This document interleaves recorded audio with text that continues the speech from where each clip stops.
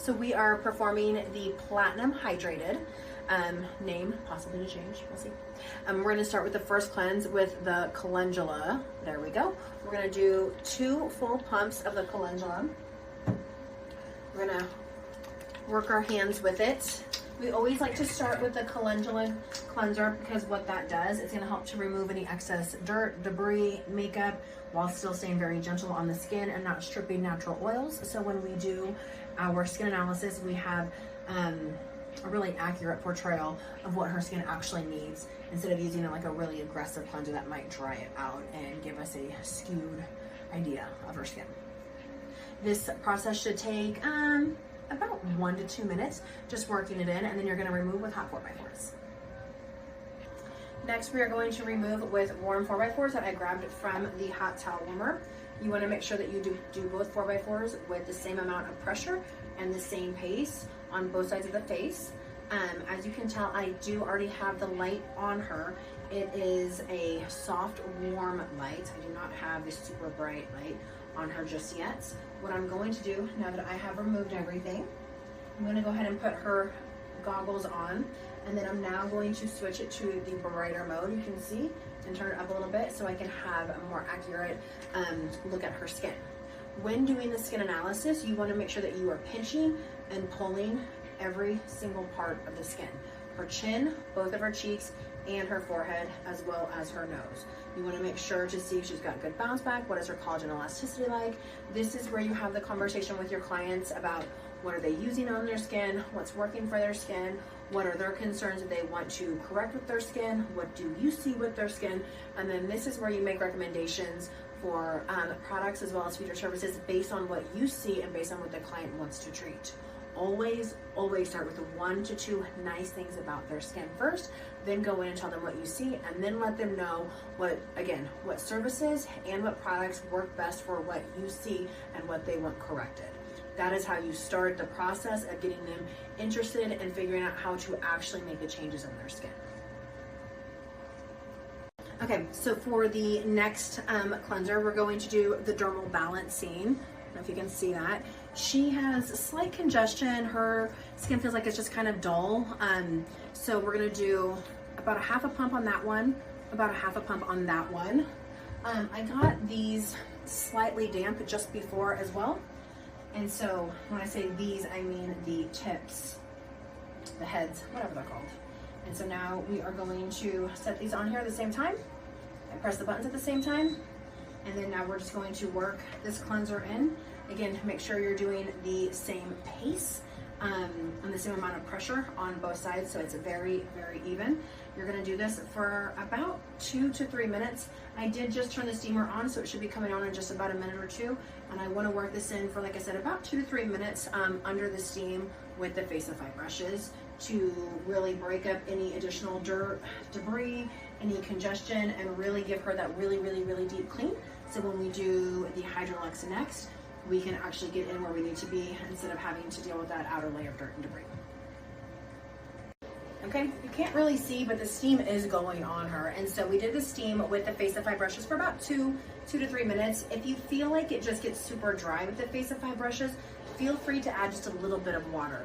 You want to be really mindful, because if you add too much water, and it's a fine line, it becomes very watery on their face, and then the cleanser goes directly into their eyes and up their nose and things like that. So we don't want too watery of a viscosity of the cleanser. So now I'm going to go in with the hot towel warmer. I'm now going to turn the steamer off. Once I remove this, then I'll go do a quick once over with a dry 4x4, and then we will start the Hydrolux treatment. So whenever you are doing a Hydrolux treatment, you want to turn the vacuum, if you want to go closer here, you're going to turn the vacuum all the way to 100. Make sure it's set at blue, and then you're going to press play to see if see how that sucks right in? That means the suction is working just fine. So now we're going to figure out which tip is best for her. Based off of her skin, we are going to go with the green today. She's a little bit younger, her skin's a little bit thicker. Green is going to be a great one for her. We're going to do the first pass at that 100. And that's it. Again, when we start these, we always start on the left forehead, work our way over. We do the right cheek, left cheek, and then chin, nose, and for a dry pass and an HA pass only, we'll do the forehead. It is also located, the pattern is also located on the Hydrolux itself right here. You can see 1, 2, 3, 4, 5, 6. So again, when you're doing the pattern of this, you're going to start here, you're going to go vertical. You can hear the difference in the machine. You're gonna start, you hear that section pick up, and then you're gonna go down slow. You wanna do about a 10% overlap with every single pass that you do. These strokes should be long, slow, and controlled. They should not be fast, and they should not be so slow, just nice, smooth, even strokes. You should be able to hear the difference in the machine. I'm gonna go about halfway through her forehead. You can see I'm holding it tight across against the motion that I'm doing. Now that we are going to go horizontal, I'm gonna start here and I'm holding the opposite way. If I was going vertical and I was holding horizontal, we would skip the skin. So when you're going vertical, you hold the skin taut vertical. When you're going horizontal, you hold the skin taut horizontal. Again, start, wait to hear that sound of the section, and then go down. Start to hear the sound of the section, and then go down, and then kind of slowly lip off. Don't just pull off. Start. Sometimes you have to move your hands several ways. The skin should be lightly pink. It should not look crazy or red, but have a slight pink hue to it. Okay, now that we just finished the dry pass, now we're gonna go to start our wet passes. So we do a salicylic pass, vitamin C or peptide based on what the skin needs. She's getting vitamin C today, and then an HA pass. So for this, you wanna make sure that everything is blue on the one. This is the canister. Number 1 is always salicylic. Number 2 is always vitamin C or peptide. And number 3 is always the HA. I made sure that the vitamin C was already in there. I'm going to click on the settings icon. This is to let you know the noise is on when it's dripping. This is a must. Now I'm gonna go back here. My vacuum always resets to 50. So I'm gonna click my vacuum up to 90. I'm gonna click on flow, see how it's now blue, and we're gonna turn that down to 20 for the salicylic. Press play. You want to hold this down for about 30 to 60 seconds and let the solution flow through.